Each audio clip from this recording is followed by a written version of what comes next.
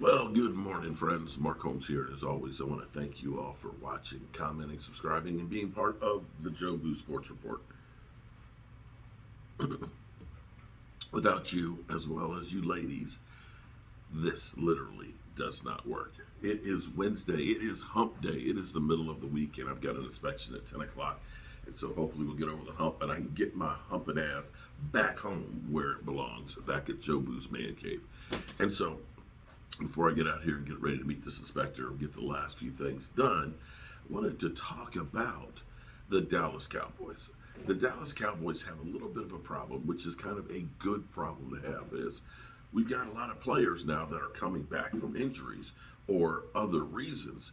And it's a matter of how do we use them? I mean, you see we're putting players on IR, which is now the new way to kind of stash some of your players, of course, with practice squads being enlarged, but you only have that 53-man game day roster.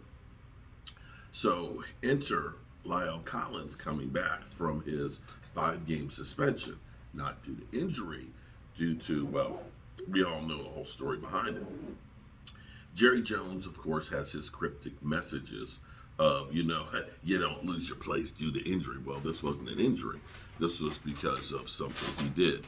And I'm not going to necessarily fault him for trying to do something to get back on the field, because football, let's face it, when you start seeing, strained calves or broken ankles or, rotator cuffs, bruises, partial tears.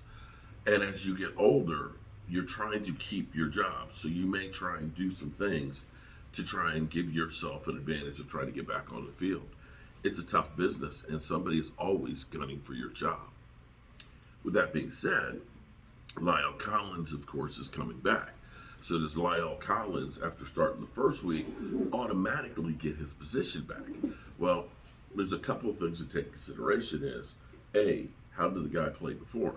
You remember, Dak Prescott took over for Tony Romo, but through the course of 12 games, played so good, Tony Romo basically bent the knee and did one of these and said, you know what, you can't take that spot from him. So you can lose your spot if somebody plays lights out. It's the bottom line. And Terrence Steele, contrary to popular belief of what was going to happen, has played outstanding. The offensive line hasn't skipped a beat. In fact, in some publications, rank the Dallas Cowboys offense as number one. In fact, the offensive line as number one. So you sit there and say, do you want to mess with something that's worked? If it's broke, do you fix it or not? Right now, as of yesterday, the depth chart, this is an unofficial depth chart from Nick Eatman. If this is correct, it'd be very interesting, because Nick has his starting offense of Amari Cooper, Tyron Smith, Conor Williams at left guard, Tyler Badish at center, Zach Martin at right guard, and Terrence Steele at right tackle, Dalton Schultz, CeeDee Lamb, Cedric Wilson, Dak Prescott, and Zeke Elliott. What you don't see there is Lyle Collins. Now, again, this isn't the Dallas Cowboys official. This is an unofficial one. So I don't know if this is close to what they have, if he's copied what they have on the boards, or what. So at least it has plausible deniability. Now, here's where it gets interesting. Because the backups, Noah Brown, wide receiver for Amari Cooper, Ty Nsekhe for Tyron Smith, Lyle Collins backing up Conor Williams at guard. Connor McGovern back up at center. Connor McGovern back up at right guard. Lyle Collins back up to Terrence Steele. Blake Jarwin, of course, back up to Dalton Schultz. Semi Fuco back up to CeeDee Lamb. Malik Turner back up to Cedric Wilson. Cooper Rush, of course, Dak Prescott, and Tony Pollard for Zeke. A couple of things are interesting on that. To finally see Connor McGovern, the backup center. You'll remember during training camp and OTAs, we were experimenting with Conor Williams at center. And of course, Lyle Collins now the backup at guard. Could this be the stepping stone if Conor Williams continues to have problems with penalties, that Lyle Collins steps in at guard? I don't know.